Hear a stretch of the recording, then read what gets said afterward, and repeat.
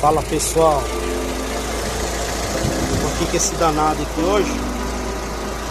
Qual que é o defeito dele? Ó, vou acelerar ali, ó.